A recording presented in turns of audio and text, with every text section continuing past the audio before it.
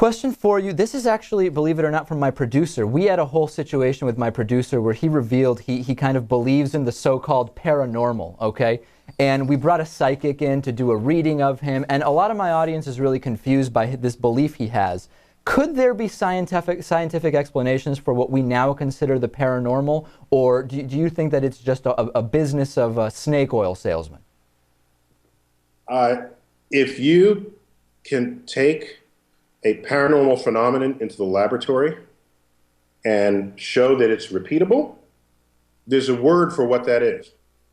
It's called science. So repeatable paranormal phenomena is science. If it's not repeatable, it's not science, it's something else. So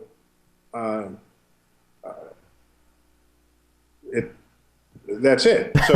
So where do you want the question to land? I'm just saying, if you can bring it into the lab and show that it's not trickery or not some deep social insight you might have. Some people are very socialized and they can read your tiniest of cues in ways that other people can't, and so it makes them look mysteriously powerful and insightful. Sure.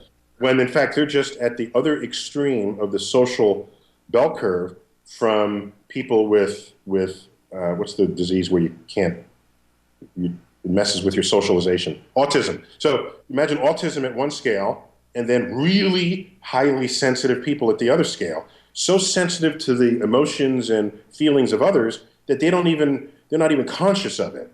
And so they do a reading and they rub your hands or they whatever, and it looks like they have powers when in fact they're just more sensitive than you are in reading the nature of the other person.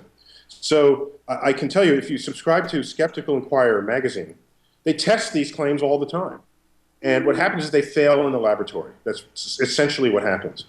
And so you end up showing that this is a person fooling himself, a person fooling someone else, a person who doesn't know how to interpret information that's going on in front of them because they want to believe one thing versus another. And so there's the human brain folding into the access of the data again.